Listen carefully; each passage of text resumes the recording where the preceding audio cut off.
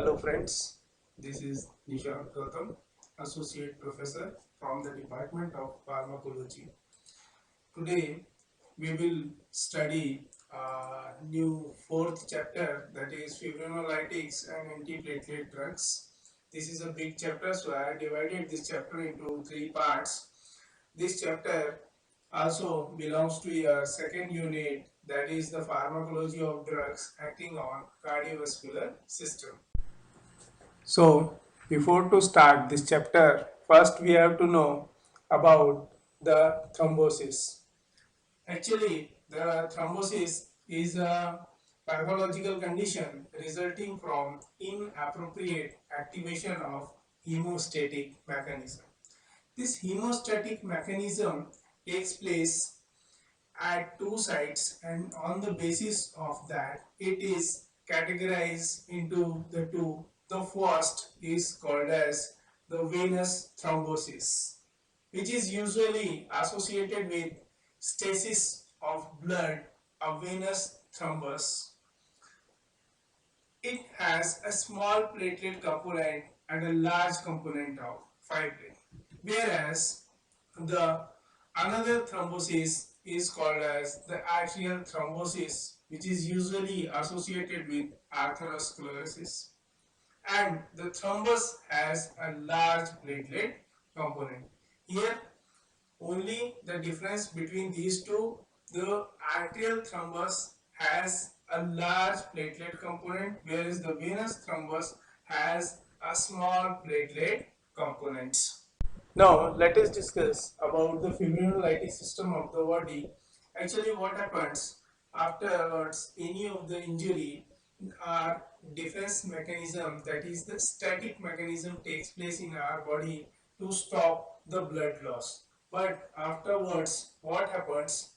The fibrinolytic system regulates in our body. Actually, this system provides check and balance so that clotting process does not go out of the hands.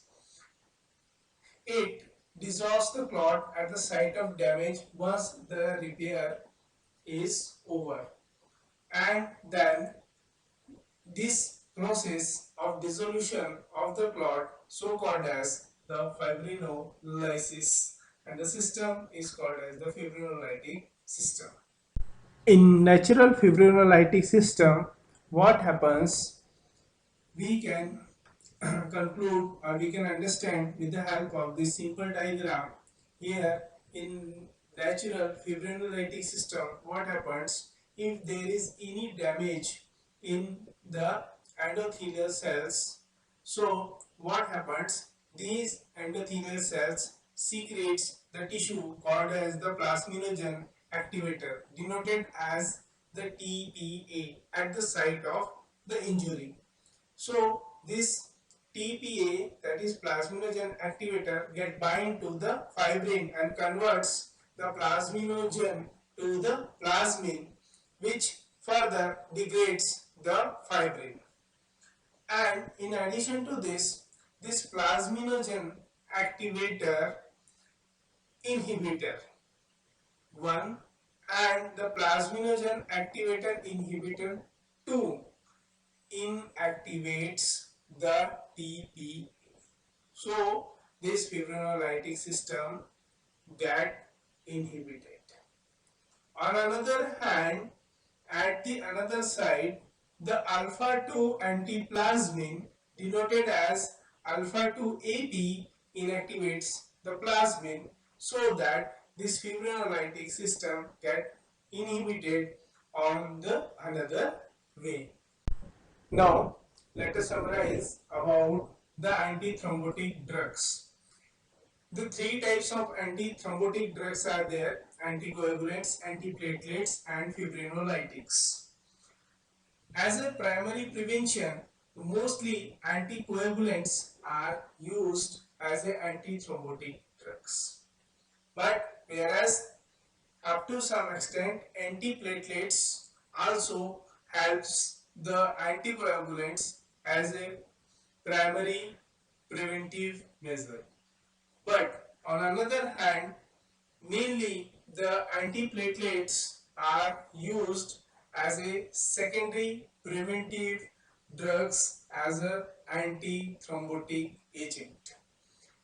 But in between this, if the clot or thrombus or embolus is there, and due to the polymerization of the fibrin, so it get formed, we are using the class of the drug as an anti-thrombotic drugs called as the fibrinolytic drugs. We can understand all these things with the help of this small diagram. Then let us discuss each and every event takes place during this process of thrombus formation. First of all, what happens due to any of the injury? The first step is the reflex vasoconstriction by the change in the endometrium.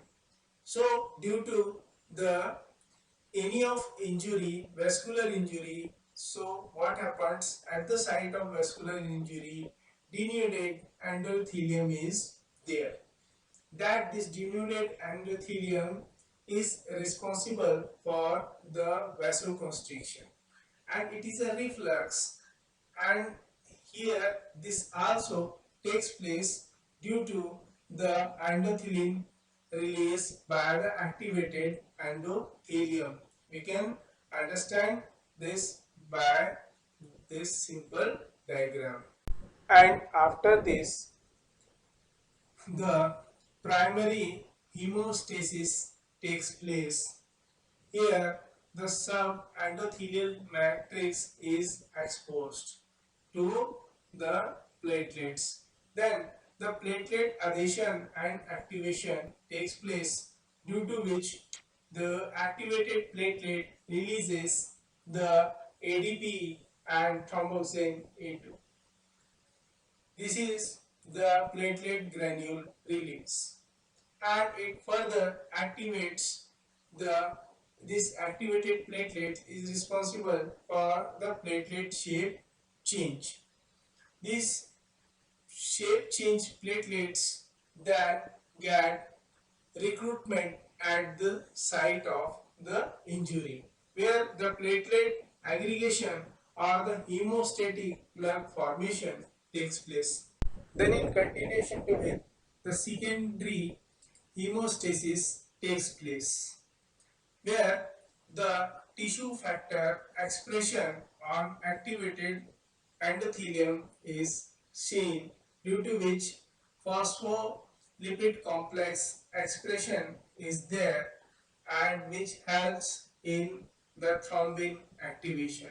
And due to this thrombin activation, parallelly there is the aggregation, and the plug form of the platelet is get attached with that of the fibrin due to this thrombin activation, and there the fibrin polymerization takes place, and with this fibrin there is a attachment, and the close bond is formed, a strong plug is formed, is considered as a secondary hemostasis, and so happens in the secondary hemostasis state.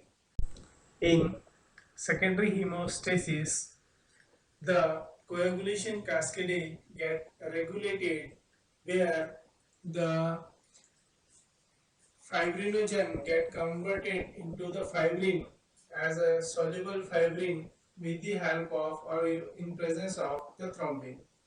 And further, this soluble fibrin get converted into the insoluble fibrin in presence of the thrombin and the 13th A activated factor. This coagulation cascade, which we have already discussed in the chapter coagulants and anticoagulants, in this coagulation cascade, either through the intrinsic system or the extrinsic system, this thrombin or the activated thrombin system take part in the regulation of secondary hemostasis. Then, so once the hemostasis takes place and the recovery is over. Afterwards, the antithrombotic events takes place. So after the this recovery getting over, there is the release of the tissue plasminogen activator, which helps in the regulation of fibrinolysis, which dissolves the clot. Then thrombomodulin. This thrombomodulin blocks the coagulation cascade. Then there is the release of prostacyclin, which inhibits the platelet aggregation and the vasoconstriction. In addition to this, the surface heparin-like molecules also blocks the coagulation cascade. So these four mechanisms get regulated as a antithrombotic event once the repair is over. Now, how the fibrinogen binding takes place with that of the platelets. This binding of fibrinogen takes place with that of the GP2B and GP3B receptor present on the platelets. These platelets expresses several glycoprotein GP integrin receptors on their surface, that is the GP2B and GP3E. What happens due to the damage of the endothelium? There is a release of the arachidonic acid. This arachidonic acid release is responsible for the activation of cyclooxygenase, which further responsible for the release of thromboxane 8. This release also by the activated platelets get bind with that of the thromboxane A2 receptor, which further regulates the cascade as shown in the figure. It regulates the GP2B and GP3A conformational change with the help of protein kinase CA and phospholipase 8. So this conformational change of this GP integrin is responsible for the binding of the fibrinogen. So what happens? The platelet GP2B and GP3A receptor undergoes the conformational change, favoring the binding of fibrinogen and von Willebrand factor that cross-link the platelet, inducing aggregation and encourage to vessel wall and or other surfaces. Due to which, what happens? The platelet plug is formed. This platelet plug, in case of the arteries, this platelet mass is the main constituent of the thrombus. But in case of the vein, due to sluggish blood flow, a fibrinous tail is formed which traps RBCs, also called as the red tail. That's why in case of the arteries where platelet mass is the main constituent is treated by the antiplatelet drugs, which is more useful in the arterial thrombosis. Whereas in case of the veins, the anticoagulants are more effective in the venous thrombosis. Here we will discuss the platelet adhesion, activation and aggregation. After this diagram, we will study the same with the flow with the help of a flow chart also. Consider this diagram. In this diagram, the collagen subendothelium is there. They are the active tissues, and see here with the help of von Willebrand factor, the the platelet get bound with that of the collagen or the subendothelium. See here, this is called as the platelet adhesion with that of the collagen and with the help of von Willebrand factor. Then on another hand, when there is the activation of GP2B and GP3A, there is the binding of the fibrinogen with that of the GP receptor, which is responsible for the platelet aggregation. After this platelet aggregation, the another thing is there, the activation of the platelet. Like this, the platelet activation takes place, and due to this activation of the platelet, there is a release of the ADP and TXA2 from the platelet, and simultaneously, where the activation takes place, there is the conversion of prothrombin to thrombin due to the coagulation cascade. Here we can see with the help of this diagram or the flow chart platelet adhesion, activation and the aggregation. When there will be any blood disruptions is responsible for the activation of the collagen. With that of the collagen, the von Willebrand factor also is there, and collagen and von Willebrand factor is both are responsible for the platelet adhesion and the secretion.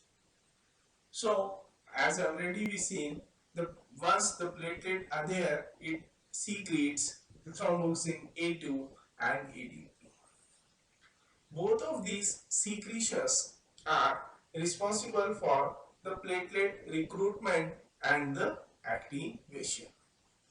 Note this point over here, the platelet recruitment and the activation. On another hand, due to the tissue factor, there is a release of the thrombin.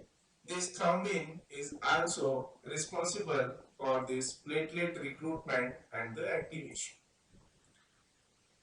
This will further responsible for the activation of GP2B and GP3A by means of its conformational change. This conformational change is responsible for GP binding with that of the fibrinogen, which helps its activation, called as the platelet aggregation, so that the platelet adhesion, activation and aggregation takes place in such a manner. Then let us discuss about the some three more receptors are responsible for the platelet activation. They are the P2Y12 receptor, also called as the ADP receptor. This released ADP get bind with that of the P2Y12 or the ADP receptor, is responsible for the inhibition of adenyl cyclase, so causes the platelet activation and increases the adhesiveness of the platelet. Then another receptor is the P2Y1 receptor.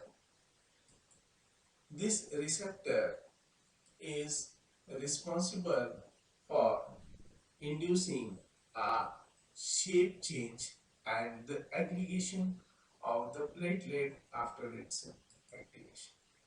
The another is called as the thrombin receptor. This thrombin receptor get bind with that of the thrombin, also responsible for the activation of the platelet. Vorapaxar is the thrombin receptor antagonist which we are using as an antiplatelet drug. So that's all for the day. We will continue the same chapter in its part 2. Till that, have a nice day and thank you.